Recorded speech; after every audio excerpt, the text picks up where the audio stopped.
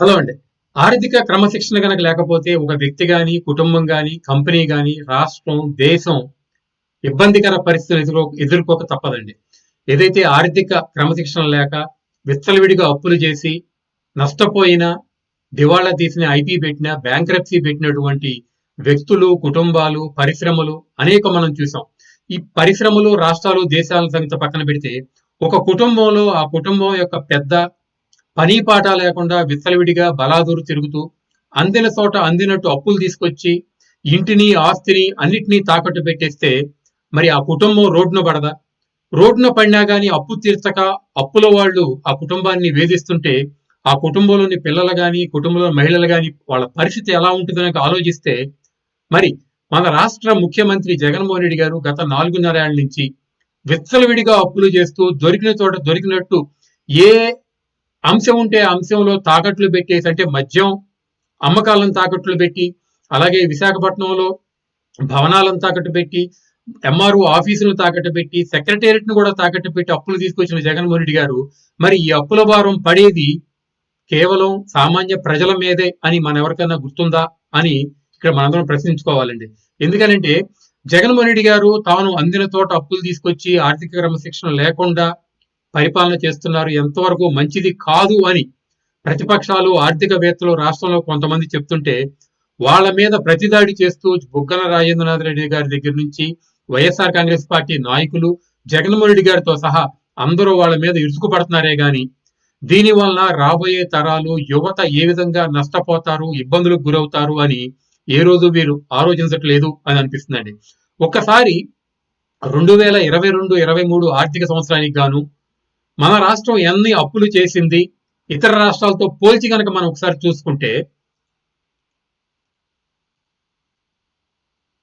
ఇది 2022-23 ఆర్థిక సంవత్సరానికి గాను వివిధ రాష్ట్రాలకున్న ఎఫ్ఆర్బిఎం లిమిట్, అదే విధంగా ఆ లిమిట్ ప్రకారం ఎన్ని వేల కోట్లు అప్పు తీసుకోవచ్చు, ఎంతవరకు తీసుకున్నారు అని కనుక గమనిస్తే ఆంధ్రప్రదేశ్ కొన్న ఎఫ్ఆర్బిఎం లిమిట్ 3.60. జనరల్ గా ఈ ఎఫ్ఆర్బిఎం లిమిట్ కి కేంద్ర ప్రభుత్వం కాకు ఒక లిమిట్ పెట్టిందండి, అంటే ఒక రేంజ్ పెట్టింది, ఈ రేంజ్ లో ఉండొచ్చు అంటే క్రమశిక్షణ బాగా ఉన్న స్టేట్లు అయితే కనుక తక్కువ ఎఫ్ఆర్బిఎం లిమిట్ పెట్టుకుంటే, లేకపోతే కనుక ఎక్కువ పెట్టుకుంటే అనేది ఇక్కడ మనం గమనించాలి. ఆంధ్రప్రదేశ్ విషయంలో ఎఫ్ఆర్బిఎం లిమిట్ ని మన రాష్ట్రం పెట్టుకుంది 3.60. దాని ప్రకారం మనం అప్పు తీసుకోగలిగినటువంటిది 44,673 కోట్ల రూపాయలు. కానీ ఆ సంవత్సరంలో మన రాష్ట్రం అప్పు తీసుకున్నది 66,500 కోట్ల రూపాయలు.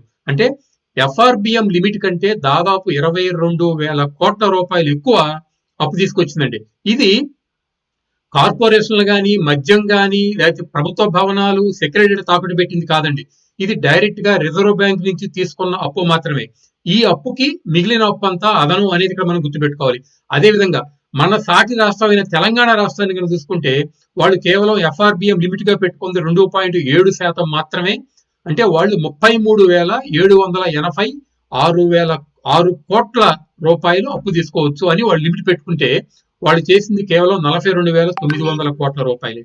మరి అభివృద్ధి చెందిన రాష్ట్రంగా ఉన్న గుజరాత్ వాళ్ళు పెట్టుకున్న ఎఫ్ఆర్బిఎం లిమిట్ కేవలం 1.8% మాత్రమే. అలాంటిది వాళ్ళకి ఉన్న వెసులుబాటు 44,930 కోట్ల రూపాయలు. వాళ్ళకి ఆర్థికంగా ఉన్నతంగా ఉన్నారు కాబట్టి వాళ్ళు ఎక్కువ అప్పు తీసుకోవడానికి తక్కువ పర్సెంట్ అయినా కానీ వాళ్ళకి అధికారం ఉన్నా కానీ వాళ్ళు చేసింది కేవలం 32,000 కోట్ల రూపాయలు మాత్రమే. మరి బీహార్ రాష్ట్రం అంటే అదొక దోపిడీ దుర్మార్గుల రాష్ట్రం, అసలు అభివృద్ధి అనేది దానికి ఉండదు అని మనం అనుకుంటాం, అరాచకమైన రాష్ట్రం అనుకుంటాం కదా.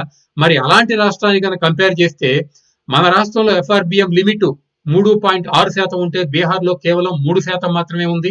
అంటే మన రాష్ట్రంలో 44,673 కోట్ల రూపాయలు అప్పు తీసుకోవచ్చు అయితే బీహార్ రాష్ట్రం కేవలం 25,568 కోట్లు మాత్రం అప్పు తీసుకోవచ్చు. అలాంటిది మన రాష్ట్రం 2022-23లో 66,500 కోట్ల రూపాయలు అప్పు తీసుకొస్తే రిజర్వ్ బ్యాంక్ నుంచి బీహార్ రాష్ట్రం కేవలం 36,000 కోట్ల రూపాయలు మాత్రమే అప్పు తీసుకుందని గమనిస్తే మన రాష్ట్రం మన పక్క రాష్ట్రమైన తెలంగాణ రాష్ట్రంతో కానీ, అభివృద్ధి చెందిన గుజరాత్ రాష్ట్రంతో కానీ, లేదు అట్టడుగు ప్రాంతంలో ఉన్నటువంటి బీహార్ రాష్ట్రంతో పోల్చుకున్న అన్నిట్లోనూ ఆర్థిక క్రమశిక్షణ లోపించి విపరీతంగా అప్పులు చేశాం, అప్పులు ఎక్కువ మనం చేశామని గమనిస్తే ఇలా అప్పులు చేసుకుంటూ పోతే గనక రాష్ట్రం దివాళా తీస్తుంది అని గమనించి ప్రజలందరూ సరైన నాయకుడిని ఎన్నుకొని ఆర్థికంగా రాష్ట్రాన్ని గాడిలో పెట్టే నాయకుడి గనక ముఖ్యమంత్రి చేసుకుంటేనే యువత భవిత బాగుంటుంది అని అనుకోవాలండి.